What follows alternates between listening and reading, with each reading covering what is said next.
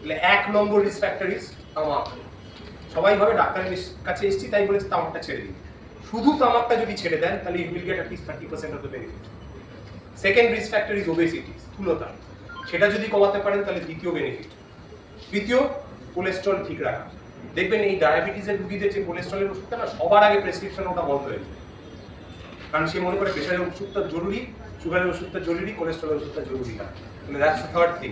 The fourth thing is hypertension. ওই প্রায়োরিটিতে sugar সবার নিচে, কিন্তু পুরোটা মিলেই তো চিকিৎসা করতে হবে। আর চিকিৎসা কি করবে?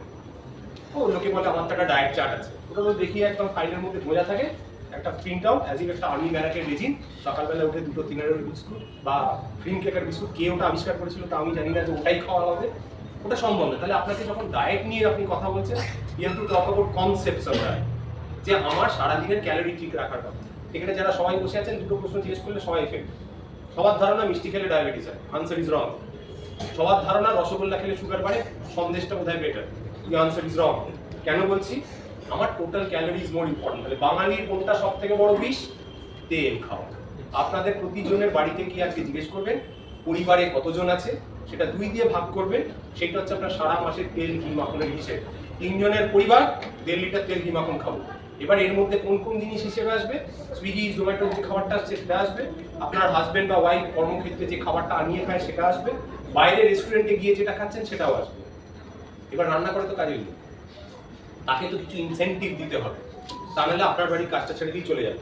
সে বেশি তেল দেয় দুটো কারণে, দাদাবাবু বলে রান্নাটা হেভি হয়েছে, অথবা সে 4টে বাড়ি কাজ করে, একটু বেশি করে তেল দিলে রান্না করলে তো সাট রান্না হয়ে যাবে। তাহলে তাকে বলতে হবে তুই বাবা 5 লিটার খরচা করছিস, 2 লিটারে আয়, 3 লিটার মাসের শেষে তোকে দিয়ে দেবো। Let that be the incentive. তাহলে এটা হলো 1 নম্বর জিনিস যেটা বোঝায়। তাহলে cut down on the total calories that you are taking. তাহলে খাই আমরা দুটো কারণ, পেট ভরে আর মন ভরে। পেট ভরানোটা কম্প্রোমাইজ করা যাবে না, তাহলে সেই খাবারগুলো খাবো যাতে ধরুন শাকসবজি বেশি, পাতা আছে, ক্যালোরি কম। আর কোনো কিছু কি খাওয়া যাবে না? নিশ্চয়ই খাওয়া যাবে, কিন্তু সেটা ঘুরিয়ে ফিরিয়ে বুঝে। কায়িক পরিশ্রম করতে যতই বলি না কেন, কেউ কথা শুনবেন না। ওই দেখবেন যারা ওই হেঁটে বেড়াচ্ছে মর্নিং ওয়াকে, তাদের রোগ হয়ে গেছে, আর হাসপাতালের বাইরে ফল কিনছে যারা অলরেডি অসুস্থ। So there is nothing called preventive medicine. So এইটা we have to learn to change our lifestyles, otherwise আমরা কিন্তু এই জিনিসটা থেকে মুক্তি পাবো। এবার ওষুধপত্রের কথা ডাক্তারবাবু তো লিখে দেবেন, তাকে সেখানে তাহলে আপনাকে জিজ্ঞেস করতে হবে, ডাক্তারবাবু তত সময় নেই, ও তো 4টে ট্যাবলেট লিখে দিয়েছে, 2টো ট্যাবলেট লিখে দিয়েছে, এবার কোনটা আগে খাবো কোনটা পরে খাবো। আর আচ্ছা ব্লাড সুগারটা কিভাবে করবো? কারণ সহজ প্রশ্ন জিজ্ঞেস করেছে, খাবার শুরু থেকে না খাবার শেষে? শুরু থেকে। That's my convention.